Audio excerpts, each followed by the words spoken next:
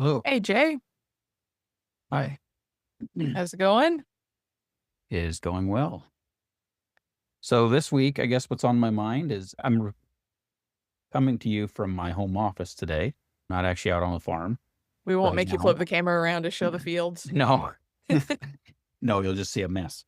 But yeah, this week on Sunday it got really hot. It hit 97, and that's what comes to I think probably every farmer's mind is, oh man, when's it going to rain? And in our area where we have access to irrigation, what comes to mind is irrigation. And okay, what do I have to do to be ready? If I'm not ready at this point already, what are the steps between now and getting water on the fields?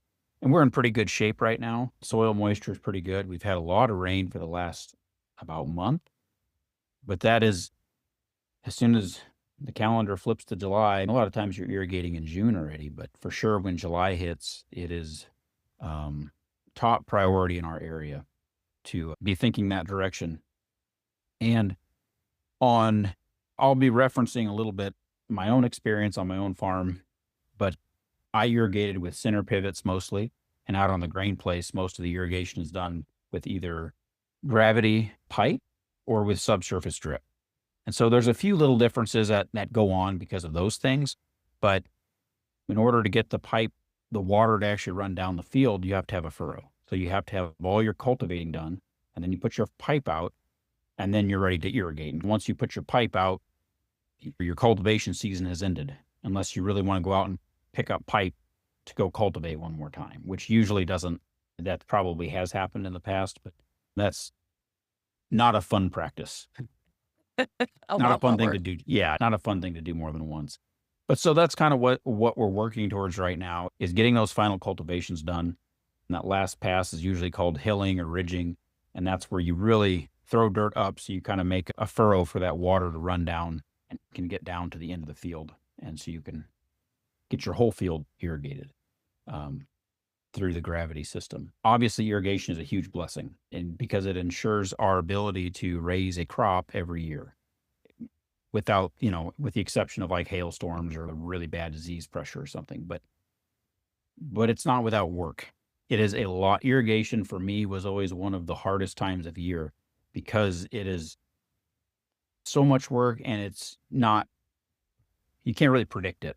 So that is a really real and stressful thing that I think people who haven't irrigated don't understand.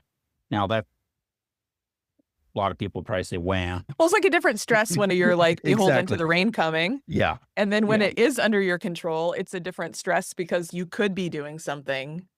Yes, exactly. Well, and because you think you can control it, then you think Right. you have to. Right. And so it's this micromanaging. And then it cycle. becomes your fault if it doesn't work because you It's could. exactly right. It's exactly right. It moves the pressure away from just waiting on Mother Nature or God to provide rain Right. to, I should be able to do this myself. So if something breaks down, that's now on me and all my pressure. And the other reality is that when you have irrigation, your context is different.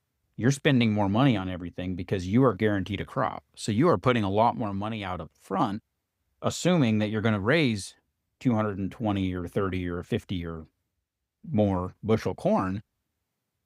So you're willing to invest that extra money because you should be guaranteed that crop. So that's another payoff. It's just a part of the context, and it's not better or worse. It's just a different way of looking at it and a different place to focus your work. I would never complain about irrigation, but it's not as simple as pushing a button and walking away. Right. That's not what it is. Wouldn't that be cool? But no. Yeah. And it's a stewardship issue too. I think that people, and I think most farmers believe this too, but it is not an inexhaustible resource. And even though we sit on probably some of the best water in our area that exists in the country, being over the Ogallala Aquifer, it is still not something that we take lightly as farmers, and especially at Grain Place and other people who are regenerative or organic or like-minded. We try to do the best job we can stewarding that water too, so we're not way over applying it.